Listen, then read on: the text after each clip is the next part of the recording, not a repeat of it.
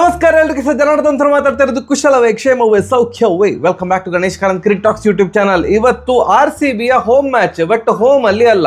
ಎಂತ ಮಾತಾಡ್ತಿದ್ದೀರಿ? ಹೌದು, RCB versus SRH match ಬೆಂಗಳೂರಲ್ಲಿ ನಡಿಬೇಕಿತ್ತು. ಬಟ್ ನಿಮ್ಗೆ ಗೊತ್ತುಂಟು, ಬೆಂಗಳೂರಲ್ಲಿ ಮಳೆ ಗಿಳೆ ಅದು ಇದೆಲ್ಲ ಆಗ್ತಾ ಉಂಟು. ಆ ರಗಳೆಯೇ ಬೇಡ ಅಂತ ಈ ಮ್ಯಾಚ್ ಅನ್ನ ಲಕ್ನೋಗೆ ಶಿಫ್ಟ್ ಮಾಡಿದ್ದಾರೆ. ಸೊ RCBಯ ಮುಂದಿನ 2 ಮ್ಯಾಚ್ಗಳು ಇನ್ಕ್ಲೂಡಿಂಗ್ ಇವತ್ತಿನ ಮ್ಯಾಚ್, ಇವತ್ತಿದು ಮತ್ತೆ ಲಾಸ್ಟ್ ಮ್ಯಾಚ್, ಎರಡು ಕೂಡ ಲಕ್ನೋದಲ್ಲಿ ನಡೀತಾ ಉಂಟು. ಲಾಸ್ಟ್ ಮ್ಯಾಚ್ ಅದು ಅವೇ ಮ್ಯಾಚ್ ಅಂತವೆ, ಲಕ್ನೋ ವರ್ಸಸ್ RCB ಆಗಿತ್ತು. ಬಟ್ ಇವತ್ತು ನಡೀತಾ ಇರುವಂತ ಮ್ಯಾಚ್ RCB ವರ್ಸಸ್ SRH, ಬೆಂಗಳೂರಿನ ಮ್ಯಾಚ್ ಅನ್ನ ಲಕ್ನೋಗೆ ಸ್ಥಳಾಂತರ ಮಾಡಿದ್ದಾರೆ. ಸೊ ಆದ್ರಿಂದ home match but not home match, away match ತರ ಅಂತವೇ ಟ್ರೀಟ್ ಮಾಡ್ಬೋದು. ಅವೇ ಮ್ಯಾಚ್ ಅಂದ ಕೂಡಲೇ RCB ಫ್ಯಾನ್ಸ್ಗೆ, RCB ಟೀಮ್ಗೆ ಅಂತ ಆಗಿರ್ಬೋದು. ಯಾಕಂತಂದ್ರೆ ಈ IPL ಅಲ್ಲಿ 6 ಅವೇ ಮ್ಯಾಚ್ ಆಡಿದ್ದಾರೆ ಆಲ್ರೆಡಿ RCB, ಒಂದು ಕೂಡ ಅವೇ ಮ್ಯಾಚ್ಗಳನ್ನ ಸೋಲಲಿಲ್ಲ. ಸೊ ಈ ಮ್ಯಾಚ್ ಕೂಡ ಅವೇ ಮ್ಯಾಚ್ ಆಗಿರೋದ್ರಿಂದಾಗಿ ಭಾರಿ ಖುಷಿಯಾಗಿರಬಹುದು RCB ಟೀಮ್ ಮತ್ತೆ RCB ಫ್ಯಾನ್ಸ್. ಬಟ್ ಪ್ರಾಬ್ಲಮ್ ಎಂತ? ಈ ಪ್ರಾಬ್ಲಮ್ ಉಂಟ ಬ್ರೋ. ಪ್ರಾಬ್ಲಮ್ ಎಂತ ಅಂದ್ರೆ, ಒಂದು ಹೇಸಲ್ವುಡ್ ಅವ್ರು ಇನ್ನೂ ಬರಲಿಲ್ಲ. ಸೊ ಆದ್ರಿಂದ ಎಂಗಿಡಿ ಅವ್ರನ್ನೇ ಕಂಟಿನ್ಯೂ ಮಾಡ್ಬೋದು, ಲುಂಗಿ ಎಂಗಿಡಿ ಅವ್ರನ್ನು. ಇನ್ನೊಂದು ಪ್ರಾಬ್ಲಮ್ ಏನು ಅಂತಂದ್ರೆ, ಬರೋಬ್ಬರಿ 20 ದಿನಗಳ ನಂತರ RCB ಆಡ್ತಾ ಇರೋದು. ಹೌದು ಬ್ರೋ, ಲಾಸ್ಟ್ ಮ್ಯಾಚ್ ಆಡಿದ್ದು ಮೇ 3ನೇ ತಾರೀಕು CSK ವಿರುದ್ಧ ಬೆಂಗಳೂರಲ್ಲಿ. ಅದಾದ್ಮೇಲೆ ನಿಮ್ಗೆ ಗೊತ್ತುಂಟು, ಯುದ್ಧ ಎಲ್ಲ ಆಯಿತು. ಯುದ್ಧ ಆದ್ಮೇಲೆ ಮತ್ತೆ ಪುನಃ IPL ಸ್ಟಾರ್ಟ್ ಆಯಿತು. RCB versus KKR match May 17ಕ್ಕೆ ಆಗಬೇಕಿತ್ತು ಬೆಂಗಳೂರಲ್ಲಿ. ಒಂದು ಬಾಲ್ ಬಿಟ್ಟಾಕಿ ಟಾಸ್ ಕೂಡ ಮಾಡಲಿಕ್ಕೆ ಆಗಲಿಲ್ಲ. ಸೊ ಮ್ಯಾಚ್ ರದ್ದಾಯಿತು. ಇವತ್ತು ಮೇ 23. ಸೊ ಬರೋಬ್ಬರಿ 20 ದಿನಗಳ ನಂತರ RCB ಆಡ್ತಾ ಇರೋದ್ರಿಂದಾಗಿ ಮೊಮೆಂಟಮ್ ಉಂಟಾ ಅಥವಾ ಮೊಮೆಂಟಮ್ ಆಚೀಚಾಗಿದ? ಅದು ಒಂದೇ ತಲೆನೋವು. ಯಾವುದೋ ಒಂದು ಲಯ ಅಂತಾನೆ ಏನು ಹೇಳ್ತಾರಲ್ಲ, ಅದಿಲ್ಲ. ಈಗ 20 ದಿನದ ನಂತರ ಮತ್ತೆ ಪುನಃ ಆಡ್ತಾ ಇರೋದು. ಆ ಥರದ ಆಟ ನಿರೀಕ್ಷಿಸಬಹುದಾ? ನಿರೀಕ್ಷಿಸಬಹುದು, ಟೀಮ್ ಒಳ್ಳೆ ಉಂಟು. ಬಟ್ ಪ್ರೆಸೆಂಟ್ ಫಾರ್ಮ್ ಹೇಗೆ ಉಂಟಂತ ಗೊತ್ತಿಲ್ಲ. 20 ದಿನ ಆದಮೇಲೆ ಯಾರು ಹೇಗೆ ಬೇಕಾದ್ರೆ ಆಡ್ಬೋದಲ್ವಾ. ಇನ್ನೊಂದು, 1 ಡೌನ್ ಅಲ್ಲಿ ಯಾರನ್ನು ಆಡಿಸ್ತಾರೆ ಅನ್ನುವಂಥದ್ದು ಭಾರಿ ಚರ್ಚೆ.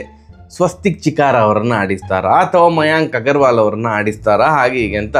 ಈಗ 2 ಡೈಮೆನ್ಷನಲ್ಲಿ ಅಥವಾ 2 ವೇ ಅಲ್ಲಿ ಥಿಂಕ್ ಮಾಡ್ಬೋದು RCB. ನಮಗೆ 1 ಡೌನಿಗೆ ಯಾವ ತರಹದ ಆಟಗಾರ ಬೇಕು ಅಂತ.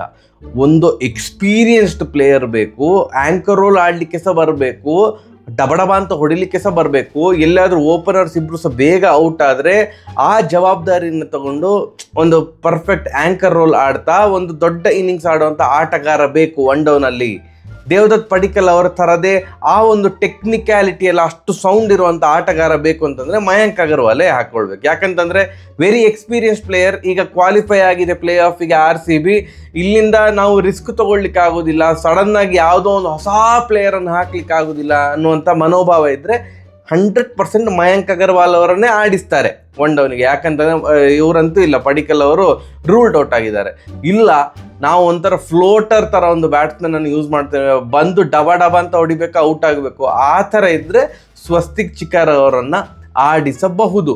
ಇಲ್ಲ ಮಾರೆ, ನಾವು ಬೆತ್ತೆಲ್ ಅವರನ್ನು ಆಡಿಸ್ತೇನೆ ಅಂತಂದರೆ ಬ್ರೋ ಎಂತ ಹೇಳ್ತೀರಿ? ನೋಡಿ, ಓಪನಿಂಗ್ ಆಬ್ವಿಯಸ್ಲಿ ಸಾಲ್ಟ್ ಅವ್ರು ಇರ್ತಾರೆ, ಸಾಲ್ಟ್ ಮತ್ತು ವಿರಾಟ್ ಕೊಹ್ಲಿ ಅವರು. 1 ಡೌನ್ ಪ್ಲೇಸಲ್ಲಿ ಬೆಥೆಲ್ ಅವರನ್ನು ಆಡಿಸಿದರೆ ಆವಾಗ ಏನಾಗ್ತದೆ ಅಂತಂದರೆ, ನೀವು ಲುಂಗಿ ಎಂಗಿಡಿ ಅವ್ರನ್ನ ಕೈ ಬಿಡಬೇಕಾಗ್ತದೆ. ಯಾಕಂತಂದರೆ ಮತ್ತೆ ಟಿಮ್ ಡೇವಿಡ್ ಅವರಿದ್ದಾರೆ, ಶೆಫರ್ಡ್ ಇದ್ದಾರೆ, 4 ಫಾರಿನರ್ ಸ್ಲಾಟ್ ಅಲ್ಲೇ ಮುಗಿದಾಯಿತು. ಸೊ ಆವಾಗ ಲುಂಗಿ ಎಂಗಿಡಿ ಅವರನ್ನು ಕೂರಿಸಿ ನೀವು ರಸಿಕದಾರ್ ಅವರನ್ನು ಆಡಿಸ್ಬೇಕಾಗ್ತದೆ. ಆವಾಗ ಏನಾಗ್ತದೆ, bowling attack full Indian bowling attack, batting ಮತ್ತು ಫಿನಿಷರ್ಸ್ ಪೂರ್ತಿ ಫಾರಿನರ್ಸ್ ಅಂತ ಆಗ್ತದೆ. ಆ ಒಂದು ನಿರ್ಧಾರಕ್ಕೆ RCB ಬರೋದು ಡೌಟ್ ಅಂತ ಅಂದ್ಕೊಂಡಿದ್ದೇನೆ. 1 ಡೌನಲ್ಲಿ ಇಂಡಿಯನ್ ಪ್ಲೇಯರ್ಸನ್ನೇ ಆಡಿಸಬಹುದು ಅಂತ ಅಂದ್ಕೊಂಡಿದ್ದೇನೆ. ಈಗ ಪ್ಲೇ ಆಫ್ಗೆ ಸಿಲೆಕ್ಟ್ ಆಗಿದೆ. RCBಯ ಮೂಲ ಗುರಿ ಏನಿರ್ತದೆ ಅಂತಂದರೆ, ಮೇನ್ ಗುರಿ ಫಸ್ಟ್ 2 ಪ್ಲೇಸಲ್ಲಿ ತನ್ನಂತಾನು ನೋಡಬೇಕು ಪಾಯಿಂಟ್ಸ್ ಟೇಬಲಲ್ಲಿ. ಆವಾಗ ನಿಮ್ಗೆ ಏನಾಗ್ತದೆ, ಒಂದು ಅಡ್ವಾಂಟೇಜ್ ಜಾಸ್ತಿ. ಎಲ್ಲಿಯಾರು ನಿಮಗೆ ಪ್ಲೇ ಆಫ್ ಸ್ಟಾರ್ಟ್ ಆದಾಗ ಕ್ವಾಲಿಫೈಯರ್ 1ನಲ್ಲಿ ಎಲ್ಲಿಯಾರು ನೀವು ಸೋತ್ರೂ ಕೂಡ ಕ್ವಾಲಿಫೈಯರ್ 2 ಅಲ್ಲಿ ಆಡುವಂಥ ಅವಕಾಶ ಇರ್ತದೆ ಫೈನಲಿಗೆ ಹೋಗಲಿಕ್ಕೆ. ಸೊ ಅದಕ್ಕೆ ಎಲ್ಲ ತಂಡಗಳು ಕೂಡ ಫಸ್ಟ್ 2 ಪ್ಲೇಸಲ್ಲಿ ಇರಬೇಕು ಅಂತ ಟ್ರೈ ಮಾಡ್ತಾ ಇರ್ತಾರೆ.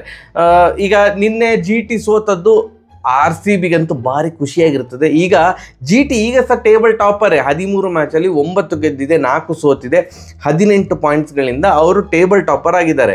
RCB 12 ಮ್ಯಾಚ್ ಆಡಿರೋದು, 8 ಮ್ಯಾಚ್ ಗೆದ್ದಿದೆ, 3 ಸೋತಿದೆ, 1 ಅದೇ ಲಾಸ್ಟ್ ಮ್ಯಾಚ್ ಮಳೆಯಿಂದ ರದ್ದಾಗಿತ್ತು, 17 ಪಾಯಿಂಟ್. ಎಲ್ಲಿಯಾದರೂ ಇವತ್ತು RCB ಗೆದ್ದರೆ 13 ಮ್ಯಾಚ್ಗಳಿಂದ 19 ಪಾಯಿಂಟ್ಸ್ ಕಲೆಕ್ಟ್ ಮಾಡಿ ಫಸ್ಟ್ ಪ್ಲೇಸಿಗೆ ಜಂಪ್ ಆಗ್ತದೆ. ಆ್ಯಂಡ್ ನೆಕ್ಸ್ಟ್ ಮ್ಯಾಚ್ ನಮ್ಮದು ಲಕ್ನೋದಲ್ಲೇ ಇರೋದು LSD ವಿರುದ್ಧ. ಸೊ ಆ ಮ್ಯಾಚ್ ಲಕ್ನೋ ನಂಬಲಿಕ್ಕೆ ಆಗೋದಿಲ್ಲ ಮಾರ, ಈ ಪೂರನ ಮಾರ್ಕ್ರಮೆಲ್ಲ. ಸೊ ಈಗ 2-2 ಗೆಲ್ಲಬೇಕಪ್ಪ. ಬೇಸಿಕ್ ಸಿಂಪಲ್ ಆಗಿ ಹೇಳ್ಬೇಕಂದ್ರೆ RCB 2-2 ಗೆಲ್ಲಬೇಕು ಅನ್ನುವಂಥ ಒಂದು ಉದ್ದೇಶ ಇಟ್ಕೊಂಡೆ ಈ ಎಲ್ಲ ಮ್ಯಾಚ್ಗಳನ್ನು ಆಡ್ತೀವಿ. 2 ಮ್ಯಾಚ್ಗಳನ್ನು RCB ಗೆಲ್ಲಬಹುದಾ SRH ವಿರುದ್ಧ? ಚಂದ ಮಾಡಿ ಆಡಿದ್ರೆ ಖಂಡಿತವಾಗಿ ಗೆಲ್ತಾರೆ. SRHಗೆ ಏನು ತಲೆನೋವಿಲ್ಲ, ಆಲ್ರೆಡಿ ಎಲಿಮಿನೇಟ್ ಆಗಿದೆ. ಅವರ ಮೂಲ ಗುರಿ ಏನು?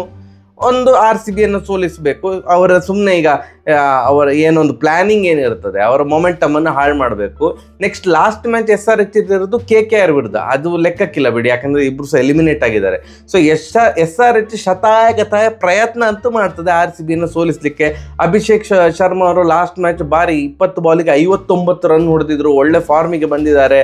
ಹೆಡ್ ಅವರಿಗೆ ಕೋವಿಡ್ ಆಗಿದೆ, ಕ್ವಾರಂಟೈನಲ್ಲಿದ್ದರು, ಈಗ ರಿಕವರ್ ಆಗಿದ್ದಾರೆ ಇಲ್ವಂತ ಗೊತ್ತಿಲ್ಲ. ಬಲ್ಲ ಮೂಲಗಳಿಂದ ಅವರು ಇವತ್ತು ಆಡ್ತಾರೆ ಹಾಗೆ ಅಂತ ಹೇಳ್ತಾ ಇದ್ದಾರೆ. ಅವರು ಫಿಟ್ ಇದ್ರೆ ಅವ್ರು ಖಂಡಿತವಾಗಿ ಸಹ ಬರ್ತಾರೆ.